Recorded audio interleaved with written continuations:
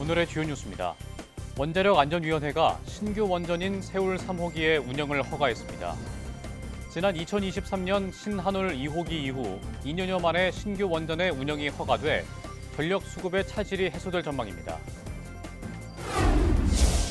국내 연구팀이 전투 현장에서 빠르게 응급처치를 할 수 있는 파우더 형태의 지혈제를 개발했습니다.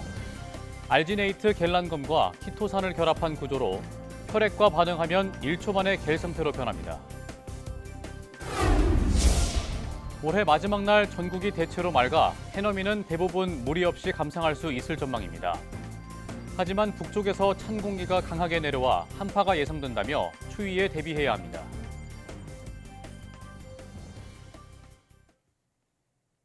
여러분 안녕하십니까? 사이언스투데이 시작합니다. 정부가 울산 울주군에 있는 원자력 발전소 세울 3호기의 운영을 허가했습니다. 세울 3호기는 1,400메가와트급의 원전으로 기존 노후 원전 정지로 인한 차질 해소에 도움이 될 전망입니다. 이성규 기자입니다. 지난 2016년 공사를 시작해 강화된 안전규정 등으로 여러 차례 공사 완료가 지연된 세울 3호기. 원자력안전위원회가 심의를 열고 공사 10년 만에 세울 3호기의 운영을 승인했습니다. 세울 3호기는 UAE 바라카 원전 등에 쓰인 APR 1400 원자로가 적용된 원전으로 1400메가와트급 전력을 생산할 수 있습니다. 650에서 950메가와트급인 고리, 한빛, 한울 등 기존 원전보다 생산량이 월등히 높아 부산과 광주, 대전 시민이 1년 동안 사용할 수 있는 규모입니다. 현재 고리 3호기와 4호기, 한빛 1호기가 설계 수명 종료로 가동을 멈춘 상태입니다. 이제 세울 3호기가 운영 허가를 받으면서 기존 원전의 노후로 인한 전력 수급 차질이 해소될 것으로 기대됩니다. 에너지 믹스 정책을 뒷받침할 원자력 에너지의 안전성을 과학기술과 데이터에 기반하여 빈틈없이 확인하겠습니다. 세울 3호기는 앞으로 6개월의 시운전을 거쳐 내년부터 본격 가동에 나설 예정입니다. 또 같은 원자로가 적용된 세울 4호기도 내년 하반기에는 운영 준비를 마치고 시운전 심의를 진행할 계획입니다. YTN 사이언스 이성규입니다. 최근 30여 년 동안 우리나라 해수면이 약 11.5cm 상승한 것으로 나타났습니다. 지역과 시기에 따라 해수면 상승 속도가 달라서 이를 고려한 기후변화 정책이 필요해 보입니다. 임느솔 기자입니다.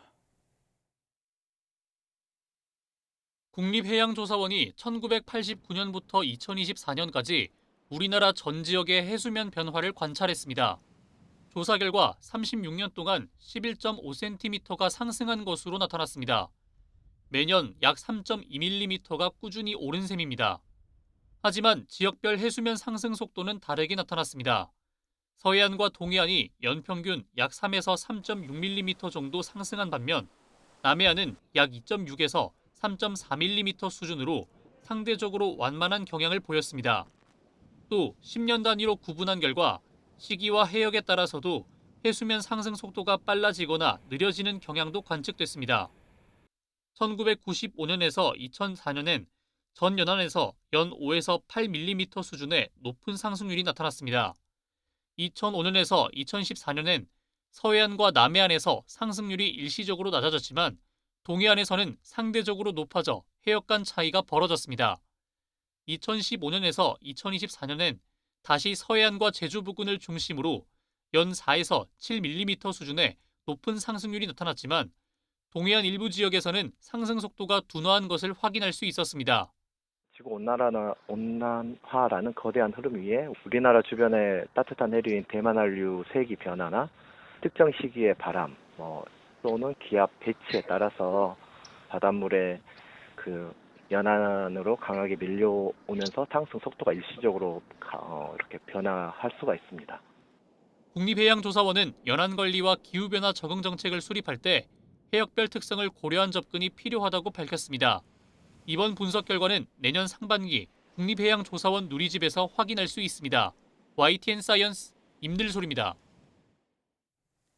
올해 한반도는 기후위기의 경고를 연달아 체감해야 했습니다.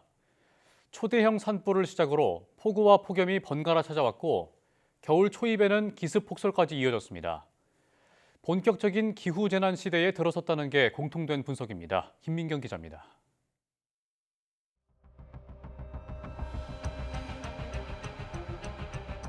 (3월) 봄의 시작과 함께 찾아온 건 꽃소식이 아닌 불길이었습니다. 사상 처음 경험한 초대형 산불은 강풍을 타고 뛰는 속도보다 빠르게 번졌고 산을 넘어 도시까지 집어삼켰습니다.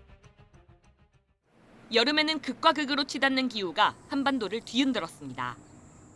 강릉과 동해안에는 비 한 방울 내리지 않는 극심한 돌발 가뭄에 시달렸고 호남과 영남 등 전국 곳곳에서는 하늘이 무너진 듯한 기록적인 집중호우가 쏟아졌습니다. 같은 계절, 정반대의 재난이 동시에 나타난 겁니다. 폭염과 열대야는 밤낮의 경계를 무너뜨렸고 지반이 약해진 산지에서는 산사태가 잇따랐습니다. 늦더위와 이른 추위가 겹치며 가을은 점점 짧아졌고 지난해에 이어 올해도 겨울 초입부터 기습폭설과 한파가 되풀이됐습니다. 각종 기록을 경신하고 폭염과 집중호우, 극심한 기상가뭄 등 강하고 독해진 복합기후재난, 다양한 위험기상으로 기후위기의 단면을 볼 수 있는 해였습니다. 정부는 5년 만에 낸 올해 기후위기 평가보고서에서 한반도가 이미 기후재난 시대에 들어섰다고 명시했습니다. 기온과 수온 등 기후변화 속도는 세계 평균보다 빠르고 극한 강수와 폭염, 초강력 태풍과 산불 위험은 앞으로 더 잦아질 가능성이 크다고 경고했습니다. 이제는 재난이 굉장히 시간 여유를 주지 않고 바로바로 찾아오고 있습니다. 산불, 그다음에 폭우, 산사태까지 이렇게 한꺼번에 연결이 되는 복합재난 형태로 바뀌어가고 있고 이제 이런 것들이 앞으로 뭐 몇십 년 동안은 우리가 겪게 될 새로운 기후가 아닐까 이렇게 짐작을 하게 하고요. 국내 이산화탄소 농도는 이미 지구 평균을 넘어섰고 증가폭도 더 큽니다. 기후위기는 전 세계 어느 지역보다 한반도에서 뚜렷하게 드러나고 있습니다. YTN 김민경입니다. 올해 마지막 해넘이와 새해 첫 해돋이는 대부분 지역에서 큰 불편 없이 감상할 수 있을 전망입니다. 다만 호남 서해안과 제주도, 울릉도와 독도는 해상에서 발달한 구름대의 영향으로 보기 어려운 곳이 있겠습니다. 기상청은 연말 연초에 일부 해상을 제외한 대부분 지역이 맑아 해넘이는 구름 사이로 해돋이는 맑은 하늘 속에서 볼 수 있을 것으로 내다봤습니다. 다만 북쪽에서 찬 공기가 강하게 내려와 한파가 예상된다며 추위 대비는 필요하다고 덧붙였습니다. 새해 첫날에는 영하 11도까지 떨어지겠고 강한 바람에 체감 온도는 영하 17도까지 낮아질 전망입니다. 연말 영시 행사를 앞두고 경찰이 안전관리에 나섰습니다. 주요 해넘이 해맞이 지역에는 과하다고 생각될 만큼 안전조치를 취하겠다는 게 경찰의 방침입니다. 우종훈 기자입니다. 매년 해맞이에 나선 인파로 북적이는 포항 호미곶. 경찰이 새해맞이 행사를 앞두고 이곳처럼 인파 밀집이 예상되는 지역 명소들을 중점 관리 지역으로 정했습니다. 반복적으로 사람들이 몰리는 지역에 투입될 전국 경찰관은 11,000여 명. 인파를 선제적으로 분산시키기 위한 방송 조명차와 고공 관측 차량도 활용됩니다. 행사장이 산이나 바다인 경우에는 경사로와 방파제, 절벽과 둘레길 등 취약지에 통제선도 설치됩니다. 제야의 종 타종 행사를 비롯해 해넘이, 해맞이 행사에 22만여 명이 몰릴 것으로 예상되는 서울 도심에서도 강화된 안전대책이 시행됩니다. 시민들로 특히 붐빌 것으로 보이는 종로 보신각 일대는 내일 오후 6시부터 1월 1일 아침 7시까지 동서방향 2개 도로, 남북방향 1개 도로가 통제됩니다. 지하철 종강역은 내일 밤 11시부터 1월 1일 새벽 1시까지 열차가 무정차 통과합니다. 각종 행사가 진행되는 명동 신세계백화점과 동대문 DDP 주변도 인파 밀집 정도에 따라 단계를 나누어 도로가 통제됩니다. 경찰은 교통 소통이 아닌 인파 안전을 중심으로 과하다고 생각될 만큼 조치에 나서 위험을 최소화한다는 방침입니다. 시민들에게는 대중교통을 이용해달라며 부득이 차량을 이용할 경우에는 교통정보를 미리 확인해달라고 당부했습니다. YTN 우종훈입니다.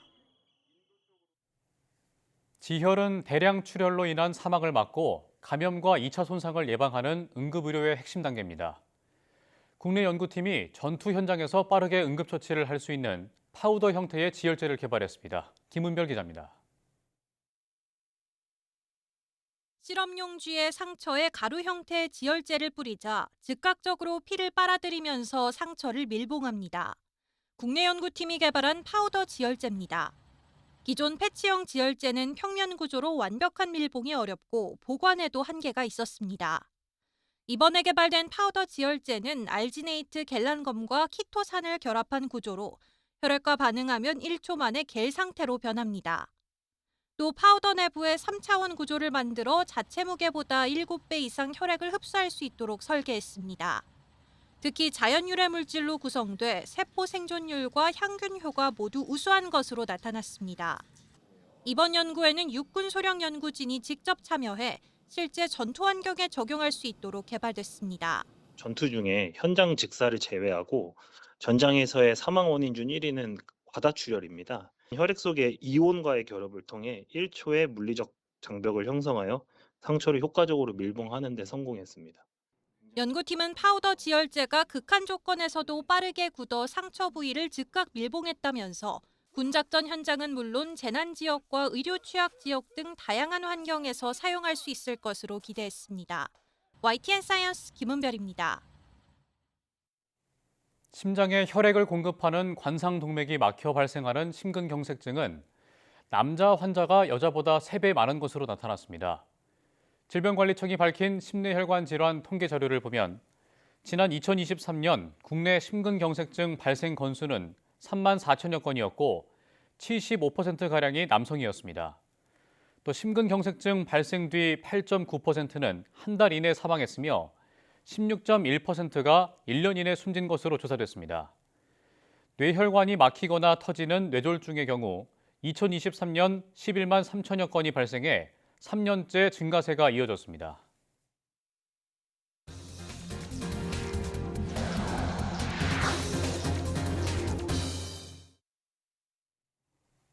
지난 9월 사상 초유의 국가 전산망 마비 사태로 멈춘 행정 시스템이 모두 원상복구됐습니다. 행정안전부는 국가정보자원관리원 화재로 영향을 받은 전체 709개 시스템의 복구 작업이 마무리돼 모든 시스템이 정상화됐다고 밝혔습니다. 복구가 완료된 건 화재로 국가전산망이 가동을 멈춘 지 95일 만입니다. 이번 복구로 행안부는 재난위기경보 주의 단계를 해제하고 행정정보 시스템 재난대응체계를 종료했습니다. 앞서 지난 9월 26일 대전 국가정보자원관리원 전산실에서 배터리를 옮기는 작업 도중 불이 났습니다. 이 불로 정부24와 국민신문고 등 행정시스템 709개가 운영을 멈춰 국민과 행정기관이 큰 불편을 겪었습니다. 올 한 해 우리 일터의 안전 성적표는 참담했습니다. 정부의 강력한 산업재해 근절 의지가 무색하게 건설 현장 붕괴부터 사업장 끼임 사고까지 발생하며 노동자들이 목숨을 잃었는데요. 감소세였던 산재 사망자 수가 통계 작성 이후 처음으로 상승세로 돌아섰습니다. 오태인 기자가 보도합니다. 해체 과정에서 순식간에 무너져 내리는 화력발전소 보일러타워. 지난달 울산 화력발전소 해체 과정에서 일어난 날벼락 같은 사고에 노동자 7명이 목숨을 잃었습니다.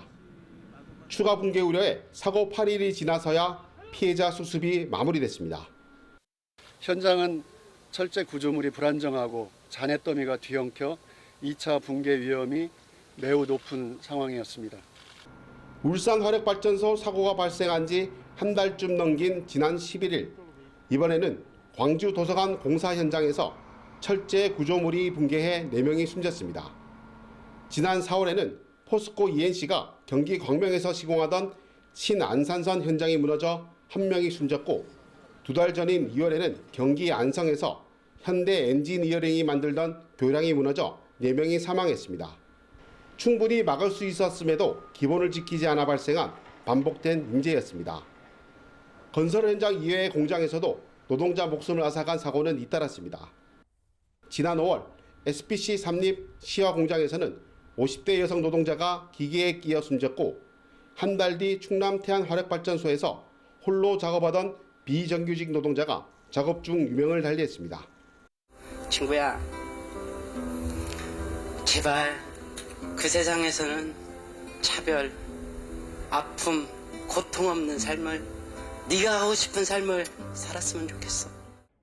또 지난 2월에는 부산 기장군 리조트 공사 현장에서 불이나 노동자 6명이 숨졌습니다. 화재에 따른 인명 참사에 인허가 비리까지 더해지면서 시공사 대표 등 8명이 구속됐고 공무원 등 36명이 불구속 입건됐습니다. 노동부가 발표한 올해 3분기까지 산업재해로 숨진 노동자는 모두 457명으로 지난해 같은 기간보다 14명이 늘었습니다. 대통령까지 나서 일터에서의 죽음을 막겠다는 의지를 여러 차례 천명했지만 감소 추세이던 산재 사망자 수가 2022년 통계 작성 이후 처음 증가세로 돌아서는 등 2025년 우리 산업 현장의 안전 성적표는 낙제점이었습니다. YTN 오태인입니다. 쿠팡은 개인정보 유출 사태 자체 조사와 관련해 부적절하다는 논란이 일자 연일 정부 지시를 강조하고 있는데요. 정부 중 하나로 지목된 국가정보원은 쿠팡 측 주장에 왜곡된 부분이 있다며 강하게 반박했습니다. 또 쿠팡은 피의자의 노트북을 경찰에 제출하며 이미 직접 포렌식했다는 사실을 알리지 않은 것으로 파악됐습니다. 유세은 기자가 단독 보도합니다. 쿠팡은 개인정보 유출 사건과 관련해 자체 조사 논란이 불거지자 정부 공조와 지시에 따른 것이라고 주장하고 있습니다. 그런데 정부로 지목된 국가정보원은 쿠팡 측 주장에 왜곡된 부분이 있다며 강하게 반박했습니다. 국정원 관계자는 YTN과의 통화에서 쿠팡이 입장문 형식의 보도자료에서 정부를 언급하며 공조와 협력을 했다고 주장했지만 국정원과 무관한 부분이 상당수라고 밝혔습니다. 쿠팡이 정부와 협력했다는 내용 가운데 일부 국정원으로 추정되는 부분 또한 사실과 다르거나 왜곡된 부분이 있다는 게 국정원 입장입니다. 경찰 또한 불편한 내부 분위기를 드러냈습니다. 쿠팡은 지난 21일 중국 현지 강에서 건져 올렸다는 노트북을 이미 제출하며 경찰 참고인 조사까지 받았는데 당시 노트북에 대해 이미 직접 포렌식을 마쳤다는 사실은 밝히지 않은 거로 파악됐습니다. 경찰 관계자는 쿠팡 측이 참고인 조사 당시 자체 조사나 포렌식 진행 사실은 진술하지 않았다고 거듭 강조했습니다. 경찰은 일단 쿠팡 본사 압수수색을 통해 확보한 디지털 자료와 압수물을 분석하고 있습니다. 그러면서 만약 쿠팡이 조작된 자료를 제출한 거로 확인되면 엄중히 책임을 묻겠다고 강조했습니다. 쿠팡이 낸 입장문에 대해 국정원부터 경찰까지 정부기관이 잇따라 반박에 나선 가운데 쿠팡은 현재로서는 제공된 정보 외에는 확인이 불가하다는 입장을 밝혔습니다. YTN 유서연입니다. 쿠팡 사태 범정보 TF를 이끌고 있는 배경훈 부총리 겸 과학기술정보통신부 장관이 쿠팡의 개인정보 유출 범위가 3,300만 건 이상이라고 거듭 확인했습니다. 배 부총리는 국회에서 열린 쿠팡 청문회에서 3,300만 건 이상의 이름과 이메일이 유출됐으며 개인정보보호위원회와 경찰청, 민관합동조사단이 이 사실을 확인했고 배송지 주소와 주문 내용도 유출된 것으로 본다고 밝혔습니다. 또 쿠팡 측이 합의되지 않은 결과를 사전에 발표한 것에 우려를 표한다면서 지극히 악의적인 의도가 있다고 생각한다고 강조했습니다. 배 부총리는 용의자가 쿠팡 서버에 접속해 마음껏 고객 정보를 확인하며 필요한 정보를 다운로드했고 쿠팡은 용의자 노트북과 저장장치 4개 중 노트북을 압수해 이 가운데 확인된 3,000건을 유출된 정보라고 말하고 있다고 지적했습니다. 경찰이 산업재해 은폐 지시 의혹을 받는 쿠팡 INC 김범석 의장 사건을 서울경찰청 형사기동대에 배당하고 본격 수사에 나섰습니다. 쿠팡에서 일하다 숨진 직원들의 유가족은 김범석 의장의 사과문에 산업재해 관련 내용은 빠졌다며 반발했습니다. 조경원 기자의 단독 보도입니다. 쿠팡에서 일하다 숨진 직원 4명의 유족과 시민단체가 쿠팡 본사 출입문에 죽음의 배송과 같은 스티커를 붙입니다. 이들은 김범석 의장 사과문에 산업재해 은폐 의혹은 없었다. 쿠팡과 전쟁이라도 선포하고 싶은 심정이라며 분노를 숨기지 않았습니다. 한 성실한 노동자를 미련하고 어리석은 나사쯤으로 생각한 김범석의 산재 신청과 민사소송을 진행하면서 집과 생활터전까지 모든 것을 잃었습니다. 앞서 쿠팡 전 고위직은 김범석 의장이 고 장덕준 씨 사망 사건과 관련해 그가 열심히 일했다는 흔적이 남지 않도록 하라는 등 과로사 증거를 은폐하도록 지시한 정황을 폭로했습니다. 김 의장은 결국 산업재해 은폐 지시 혐의로 고발됐는데 YTN 취재 결과 서울경찰청 광역수사단이 본격적인 수사에 착수한 것으로 확인됐습니다. 이 죽음은 사고가 아닙니다. 살인적인 노동 환경이 만들어낸 사회적 타살입니다. 이런 가운데 쿠팡이 질병 때문에 숨졌다고 주장했던 사망 노동자 측에 거액의 보상금을 지급했다는 주장이 제기됐습니다. 쿠팡 계약직 직원이던 40대 A씨는 지난 2020년 5월 쿠팡 인천물류센터 화장실에서 숨진 채 발견됐습니다. 쿠팡은 그동안 질병에 의한 사망이라며 산업재해가 아니라고 주장했는데 내부 문건에서는 질병사망보험금과 진단금 명목으로 유족 측에 모두 1억 1천만 원을 지급한 것으로 나타났습니다. 당시 사인이 주요 과로사 유형으로 꼽히는 허혈성 심장질환이었던 만큼 쿠팡이 산재 가능성을 알고 유족을 회유한 것으로 의심되는 대목입니다.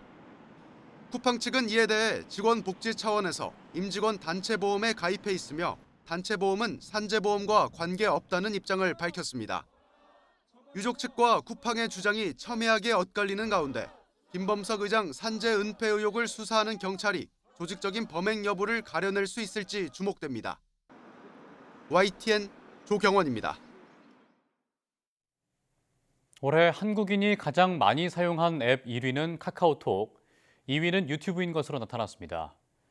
YG앱 리테일이 1월부터 11월까지 스마트폰 사용자를 분석한 결과 가장 많이 쓴 앱은 월 평균 사용자 4,823만 명인 카카오톡이었고 유튜브와 구글, 네이버가 뒤를 이었습니다. 대규모 개인정보 유출 사태가 벌어진 쿠팡도 6위를 기록했습니다. 가장 오래 사용한 앱은 월 평균 1,140억 분인 유튜브였습니다. 프로야구와 인기 아이돌 콘서트 입장권을 무더기로 확보해 재판매한 온라인 안표상들이 경찰에 적발되었습니다. 이들은 불법 프로그램이나 예매 정책의 허점을 노렸는데 정가보다 최대 50배 비싼 가격에 입장권을 되팔아 수억 원을 챙겼습니다. 차상원 기자가 보도합니다. 온라인에서 프로야구 안표상으로 활동한 20대 A씨가 입장권을 확보한 방법은 이른바 직접 링크라고 불리는 프로그램이었습니다. 예매 사이트에 접속한 순서대로 좌석 선택과 결제가 이루어져야 하지만 A씨는 프로그램을 이용해 대기 순서를 무시하고 남들보다 빠르게 좋은 자리를 선점했습니다. 지난 2023년 10월부터 지난 8월 사이에 확보한 입장권만 3,300장에 달했고 정가보다 최대 6배 비싼 가격에 되팔아 1억 3천만 원을 챙겼습니다. 이처럼 불법 프로그램이나 예매 시스템의 허점을 이용해 프로야구와 인기 아이돌 콘서트의 안표를 판매한 이들이 경찰에 적발됐습니다. 사람보다 빠른 속도로 예매할 수 있는 매크로 프로그램을 이용해 콘서트 입장권을 구한 뒤 팬들에게 비싼 가격에 되팔았습니다. 프로야구 시즌권 구매자에게 우선 예매권을 주는 야구단 정책을 악용해 인기 경기 입장권을 대량으로 확보하고 재판매해 7억 3천만 원을 챙긴 사례도 확인됐습니다. 일부 경기 입장권은 정가의 최대 50배에 팔리기도 했습니다.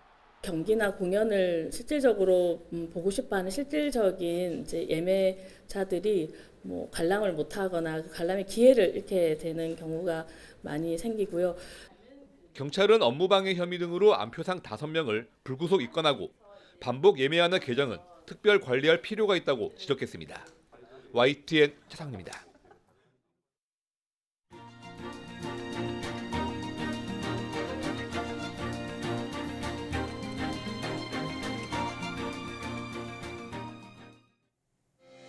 이상으로 사이언스 투데이 마칩니다. 함께해 주신 여러분 고맙습니다.